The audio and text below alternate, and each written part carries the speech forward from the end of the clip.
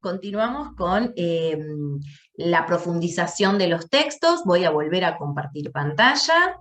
Me parece sumamente fundamental detenernos aquí en esta categoría teórica tan potente que plantean tanto Bourdieu como Passerón y que es muy importante de retomar y vincular tanto con el relato como con los autores que venimos viendo y que trabajamos la clase anterior, Houdelot y Stablet y Applekin. Aquí, por supuesto que Bourdieu y Passerón establecen esta categoría teórica de la reproducción vinculando la reproducción, perdón, las desigualdades sociales que se dan por fuera del sistema educativo con las desigualdades que se dan dentro del sistema educativo y cómo el sistema educativo es una de las instituciones que reproducen esas desigualdades sociales, que las perpetúan, ¿sí? Entonces lo que dicen es que hay mecanismos que actúan tanto dentro de esta institución, el sistema escolar, como dentro de todas las instituciones que componen a la sociedad, pero que actúan de manera muy sutil y oculta y que por lo tanto no son perceptibles a aquellos y aquellas que la experimentan en su acción, ¿sí?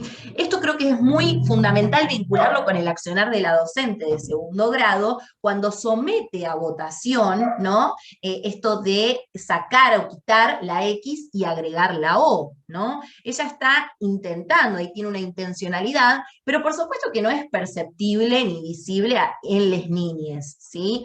Y ni siquiera muchas veces en quienes realizamos esa acción. ¿Por qué? Porque tenemos internalizado y familiarizado un determinado capital, ¿sí? Ahora vamos a también profundizar en qué es esto de los capitales. Esta docente tiene internalizado un capital cultural específico que la lleva a actuar de esta manera y que ella no percibe ni se cuestiona este accionar, porque forma parte de una sociedad, porque forma parte de este constructo objetivo que es la sociedad y que trascende las voluntades individuales.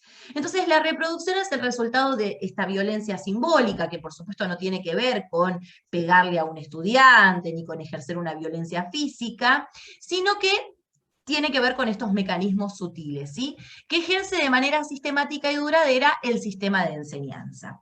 Y acá tenemos otra cita textual que me parece fundamental, que dice que el desconocimiento de la dinámica y la estructura de los procesos de reproducción social se facilita mediante la reducción del fenómeno educativo al campo exclusivo de la cultura.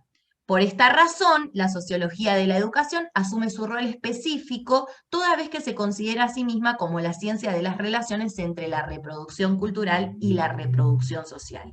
Así se entiende por qué la institución educativa guarda tan celosamente su secreto, obstaculizando todo intento sistemático por develarlo, develando al mismo tiempo la función social objetiva que cumple respecto del todo social. ¿Cuál es la función social objetiva que cumple el sistema educativo? Reproducir estas desigualdades, ¿sí? Estas desigualdades de clase y estas desigualdades también culturales.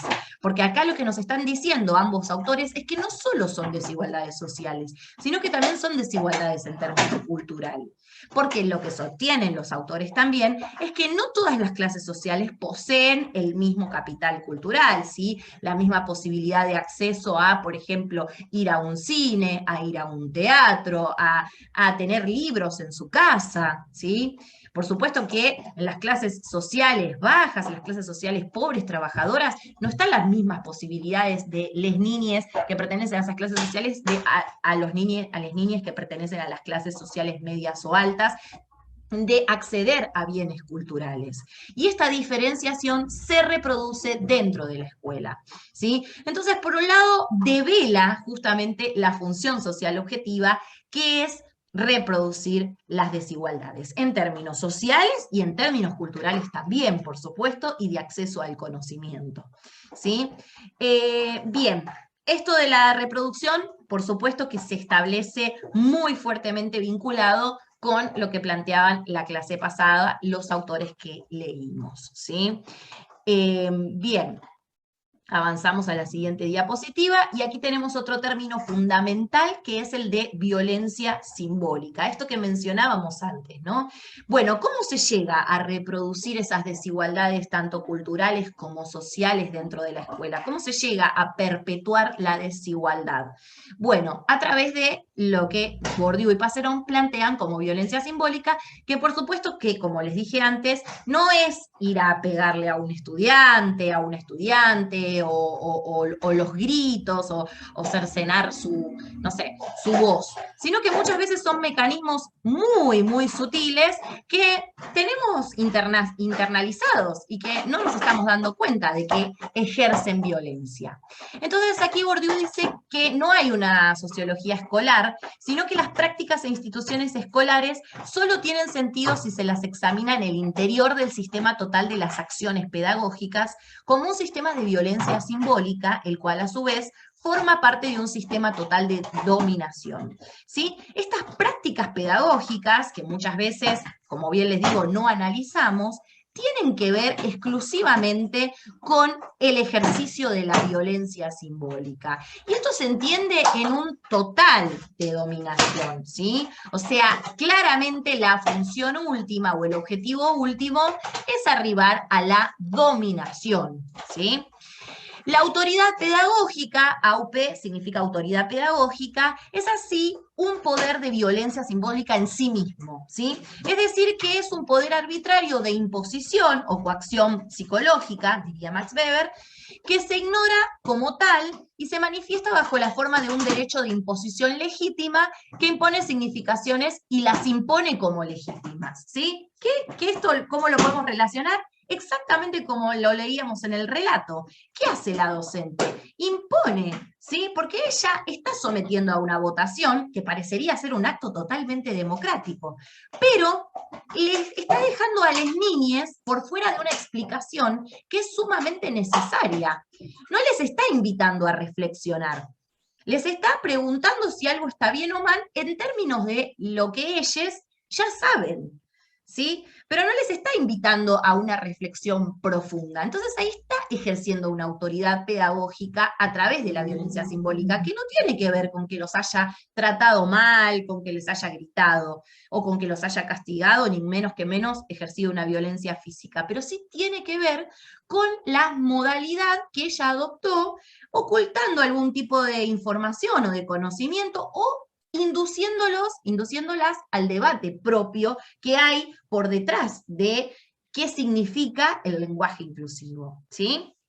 Entonces, acá tenemos una autoridad pedagógica, ¿sí? Una práctica pedagógica que se está dando desde una posición sumamente imperceptible, pero a través del ejercicio de la violencia simbólica, ¿sí? Por lo tanto, no hay que creer que la violencia simbólica es un golpe. Muchas veces es pedirle a un estudiante que mire al pizarrón, muchas veces es pedirle a un estudiante que agarre bien el lápiz, muchas veces es pedirle a una estudiante que haga silencio mientras el docente o la docente habla, porque es la autoridad máxima, y todo eso se establece como legítimo dentro del sistema educativo, ¿sí? Es importante a esto pensarlo en esta clave. La violencia simbólica no significa maltratar estudiantes, ¿sí? Sino que significa algo mucho más profundo, ¿sí? Mecanismos sutiles, imperceptibles, ¿sí? Que producen un determinado fin y que muchas veces reproducen una desigualdad, ¿sí? O que no hacen a la práctica pedagógica como una práctica social justa. Bien, otra cita que me pareció interesante es que todo sistema escolar institucionalizado está formado por un cuerpo permanente de especialistas, los docentes y el cuerpo, ¿sí? Del equipo directivo y todos y todas las que formamos parte del sistema educativo, específicamente reclutados, formados y delegados para realizar el trabajo escolar, que lo denomina como TE. Ana María Brígido usa mucho las primeras letras de las palabras para luego retomarlas como tan solo letras, así que presten bien atención cuando hacen la lectura, mediante procedimientos controlados por la institución en lugares y momentos determinados, usando instrumentos estandarizados, e igualmente controlados. Este cuerpo de agentes especializados está dotado de una formación homogénea y de instrumentos, instrucciones pedagógicas, manuales, programas, etcétera, homogéneos y homogeneizantes que evitan e impiden el ejercicio de un trabajo escolar heterogéneo y heterodoxo. Miren qué importante esta cita y miren qué necesaria para poder entender lo del relato narrativo, ¿no? Cómo se va vinculando con el relato narrativo. Estos instrumentos estandarizados, la manera estandarizada en la que enseñamos, la manera estandarizada en la que muchas veces nos formamos, ¿sí? Y que tenemos muchas veces naturalizada y legitimada absolutamente sin ningún tipo de discusión. Son prácticas hegemónicas, son prácticas estandarizadas, son prácticas homogéneas, ¿sí? Que no permiten salir de la regla, salir de la norma, percibir a esto de lo normal como algo discutible, ¿no? Como algo discutible. Bueno, lo normal era decir los chicos para esta docente. No puso en discusión qué sucedía con esta familia, o qué fue lo que esta familia pensó, por qué esta familia utiliza la X como expresión del lenguaje inclusivo, ¿sí? Entonces, muchas veces el trabajo escolar posee prácticas y procedimientos que están completamente controlados, completamente estandarizados y legitimados, y que también son una manera de ejercer violencia simbólica, ¿sí? Muy bien, pasamos a la próxima diapositiva, ya vamos llegando al final. Bueno, y acá tenemos una vinculación entre hábitos que tiene mucho que ver con el capital cultural, con el capital social, con el capital económico que tenemos internalizado y familiarizado a lo largo de nuestro paso por las instituciones sociales, ¿sí? Porque como bien dijimos, Bourdieu y Passerón nunca tomarían al individuo como una entidad particular, ¿sí? Y que no percibimos que lo tenemos, ¿sí? Que muchas veces es imperceptible y es inconsciente, ¿sí? El tema de los capitales hace referencia, creo que es un poco sencillo de comprender, pero hace referencia a cómo los individuos, ¿sí? Nos movemos dentro de la sociedad adquiriendo determinados elementos que muchas veces están materializados y que muchas veces son simbólicos.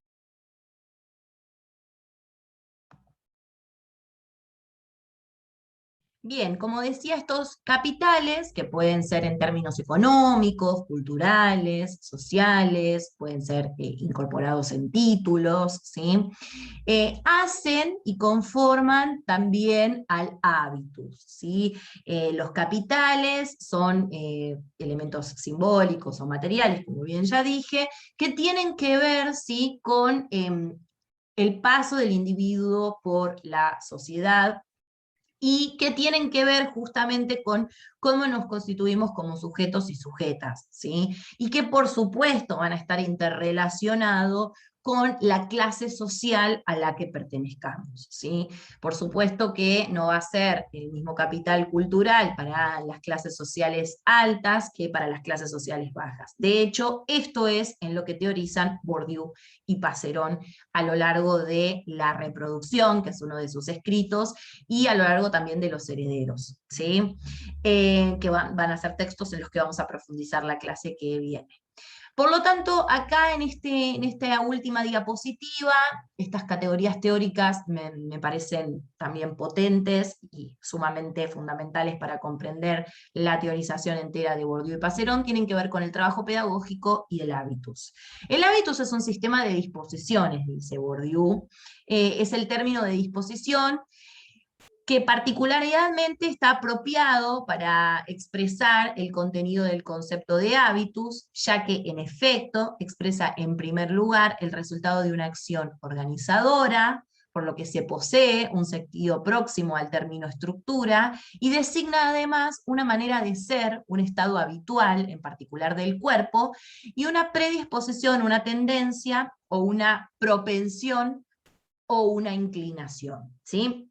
Esto tiene que ver fundamentalmente también con el relato narrativo que leímos, ¿sí? educadora, la maestra de segundo grado, está hablando desde su hábitus, así como también lo está haciendo la docente de prácticas, ¿sí? Están hablando desde estas disposiciones, esta estructura, ¿sí? Que viene dada desde la sociedad, esta predisposición, ¿sí? Este hábito que se hace cuerpo, ¿sí? Bourdieu esto lo profundiza mucho, ¿no? Hacemos cuerpo las cuestiones sociales, ¿sí? Las incorporamos, nos familiarizamos, ¿sí? Nos familiarizamos justamente en la sociabilización primaria, que es el vínculo que tejemos con nuestra familia, pero también lo vamos naturalizando y lo vamos incorporando en el sistema educativo, el hábitus, ¿sí? Esta organización, esta acción organizadora de nuestros comportamientos, de nuestra manera de ser, de nuestra manera de pensar, de ver el mundo.